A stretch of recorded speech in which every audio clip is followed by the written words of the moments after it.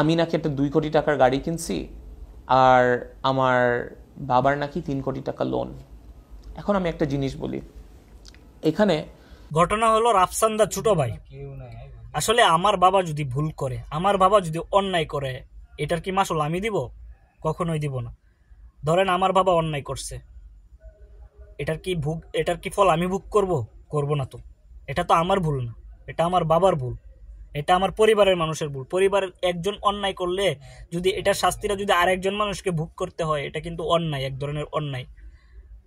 রাফসানদা ছোট ভাইয়ের সাথে যে ঘটনাটা হয়েছে, রাফসানদা ছোট ভাইয়ের বাবা আজ থেকে 4-5 বছর আগে ব্যাংক থেকে 2 কোটি টাকা লোন নিয়েছিল, কোভিডের আগে আর কি। তখন এই লোন শোধ করতে পারে না, তখন কিন্তু 80% কোম্পানি কিন্তু লস খাইছে, বড় আকারে একটা লস খাইছে। আর সেই কাতারে কিন্তু রাফসানদা ছোট ভাইয়ের বাবাও কিন্তু পড়ে গেছিল।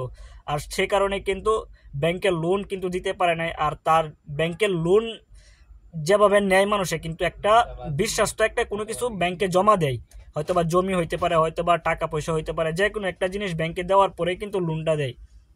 আর ব্যাংকে আপনি কি জিনিসটা দিবেন, আপনি যত টাকা ব্যাংক থেকে নিবেন তার চেয়ে বেশি দামি একটা জিনিস ব্যাংকে জমা দিতে হবে। কারণ আমি লোন নিছি, আমি বলতে পারি যে ব্যাংকে কি পরিমাণ একটা জিনিস দেওয়া লাগে ব্যাংক থেকে লোন নেওয়ার ক্ষেত্রে। আর রাফসানদা ছোট ভাইয়ের বাবা কিন্তু সেই কাজটাই করছিল, সে জমির বিনিময়ে কিন্তু ব্যাংক থেকে লোন নিছিল। আর লোনটা কিন্তু সময় মতো দিতে পারে নাই বইলা, মানে ঘটনাক্রমে সুন্দরভাবে এটাকে সাজিয়ে ব্যাংক কর্তৃপক্ষ কি করছে, এই জমি নিলামে তোলার চেষ্টা করছে। তখন মানে এটার বিপক্ষে রিট করছে। রিট করার পরে আবার এটা কিন্তু মামলা এখন চলমান। রাফসানদা ছোট ভাইয়ের বাবা এখন কত টাকা দিতে হবে, কত টাকা না দিতে হবে, এটা কিন্তু এখনো কোনো রায় হয় নাই। আপনি একটা মামলা যখন চলমান থাকে, একটা মামলা যখন চলমান থাকে, তখন কিন্তু আপনি বলতে পারবেন না যে এই মামলাটার বিষয়ে কোনো কথা বা অনলাইনে সোশ্যাল মিডিয়াতে, এটা কিন্তু রাইট না। আসলে মামলা তো এখনো রায় হয় নাই। রায় হলে যদি রাফসানদা ছোট ভাইয়ের বাবা যদি টাকাটা না দিত, তখন আপনি এই কথাটা বললে বাংলাদেশের মানুষ কিন্তু খাইতো, বুঝছেন? এখন সাংবাদিকরা চিন্তা করছে রাফসানদা ছোট ভাইকে নিয়ে একটা কথা বললাম, এই কথাটা তো এখন ভাইরাল হবে, কিছু টাকা পয়সা কামাইতে পারবো। এটা আসলে হলুদ সাংবাদিকতা। আমার কাছে মনে হয় এটার মতো জঘন্য সাংবাদিকতা বাংলাদেশে আর একটাও নাই। একজন পাবলিক ফিগার মানুষকে দেখে তাকে হেনস্থা করবেন, এভাবে ভুলভাল সাংবাদিকতা করে, ভুলভাল নিউজ করে, আসলে এটা মানানসই না। আর বাংলাদেশের মাটিতে এগুলাই এখন হয়ে আসছে, ভুয়া নিউজে ভরা, ভুয়া সাংবাদিকে এখন বাংলাদেশে ভরা। ভুয়া সাংবাদিকের বাংলাদেশে অভাব নাই, কারণ সাংবাদিকও বুঝতে পারছে যে রাফসানদা ছোট ভাইকে নিয়ে যদি কয়েকটা কথা বলি তাহলে বাংলাদেশের মানুষ এটাকে গ্রহণ করবে, আর এটা নিয়ে অনেক লিখালিখি হবে, সেও কয়েকটা ভিউ পাবে। এটা কিন্তু যা করছে ভিউ এর আশাই করছে। যে সাংবাদিক এই কাজটা করছে, এটা সম্পূর্ণটা রং কাজ করছে।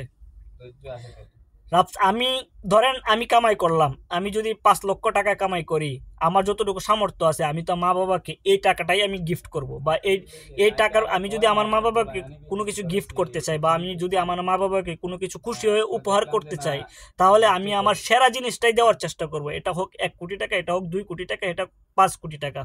এটা প্রত্যেকটা সন্তানই চায় যে মা বাবাকে গিফট করুক, পৃথিবীর সব থেকে সেরা জিনিসটা গিফট করুক, যেন মা বাবা খুশি হয়, একটু মা বাবার মুখে হাসি ফোটানো যায়। রাফসানদা ছোট ভাই তো বলছে যে এখনো তো মামলাটার রায় হয় নাই, যদি মামলাটার রায় হইয়া যদি কোর্ট যদি বলে যে এত টাকা দিতে হবে, তাহলে তো এটা আমি দিয়ে দিব। রাফসানদা ছোট ভাই কিন্তু এটা বারবার বলতেছে। কিন্তু হলুদ সাংবাদিকতা যারা করতেছে, দয়া করে এসব নিউজ ছড়াবেন না। একজন মানুষকে দেশের মানুষের কাছে খালাল করে দিলেন, দেশের মানুষের কাছে ছোট করলেন, হেনস্থা করলেন, এগুলো আসলে ঠিক না। এগুলো আসলে নষ্টামি ছাড়া আর কিছু না, কাদা চোরাচুরি ছাড়া কিছু না।